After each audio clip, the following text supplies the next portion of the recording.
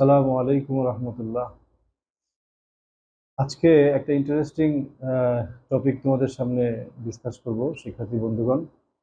এটা হচ্ছে ইফ এবং ইন কেসের যে পার্থক্যটা।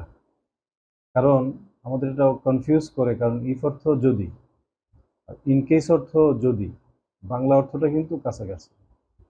তো রিয়েল পার্থক্যটা কি আমাদের জানা দরকার। অনেকেই কিন্তু এটা ক্লিয়ার না, একটু ভালো করে শুনলে বুঝতে পারবে। ইফের বাংলা বাক্যটা দেখো, যদি সে আসে তাহলে আমি যাব। সহজ একটা বাক্য বললাম, if he comes I will go. আচ্ছা, আর ইন কেসের বাংলাটা একটু খেয়াল করো, যদি সে এসেই পড়ে। এই যে সূক্ষ্ম একটা পার্থক্য দেখো, ইফের বাংলা বাক্যের মধ্যে কিন্তু যদি আছে, আবার ইন কেসের মধ্যেও যদি আছে। এই পার্থক্যটা ডিপেন্ড করবে তোমার বাংলা বাক্যের টোনটার উপরে। দেখো, যদি তুমি ফেল করো আমি কিন্তু তোমাকে শাস্তি দেব।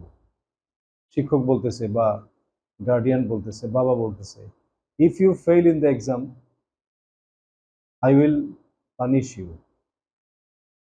কিন্তু যদি তুমি ফেল করো, আর যদি আমাদের স্টাইলটা এরকম হয়, বলার যে টোনটা, যদি ফেল করেই ফেলো, এটা হচ্ছে in case. In case you fail please take the exam again. পরীক্ষা দেওয়া ইংরেজি কিন্তু টেক দ্য এক্সাম, পরীক্ষা দেয়া, অথবা অ্যাপিয়ার ইন দ্য এক্সাম। দেখো, এই যে সূক্ষ্ম একটা বিষয় দেখো, ছোট্ট একটা জিনিস, যদি তুমি ফেল করো এটা হলো ইফ, আর যদি ফেল করেই ফেলো এটা হচ্ছে ইন কেস। সূক্ষ্ম একটা জিনিস কিন্তু, যদি ফেল করো এটা হচ্ছে ইফ, আর যদি ফেল করেই ফেলো, ক্লিয়ার করা, আবার পরীক্ষাটা দেবে, সেটা হচ্ছে ইন কেস।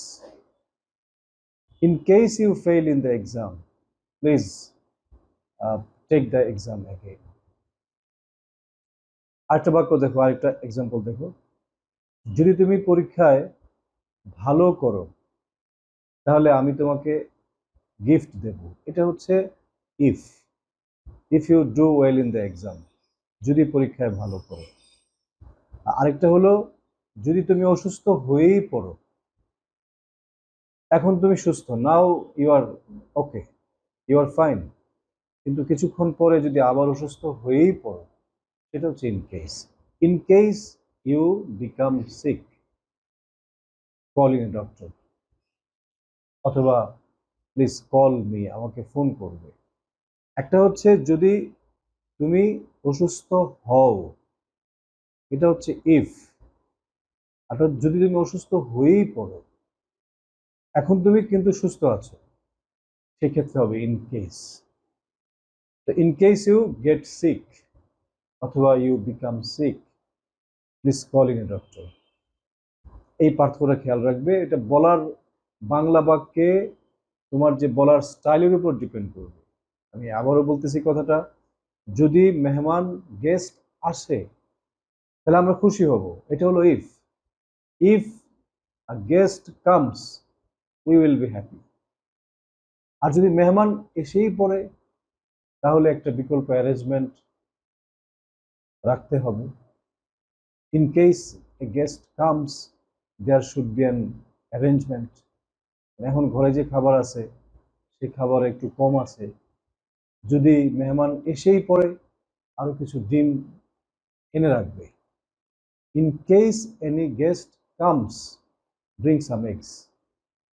আশা করি এই ইন কেস এবং ইফের পার্থক্যটা তোমরা বুঝতে পারবে। যদিও বাংলা বাক্যে কিন্তু দুইটাই যদি অর্থটা আসতেছে, কিন্তু বলার যে স্টাইলটা, যে টোনটার মধ্যে পার্থক্যের উপর ডিপেন্ড করবে। একটা হচ্ছে যদি সে আসে, এটা হচ্ছে ইফ, আর যদি সে এসেই পড়ে, এটা হচ্ছে ইন কেস। সবাইকে ধন্যবাদ।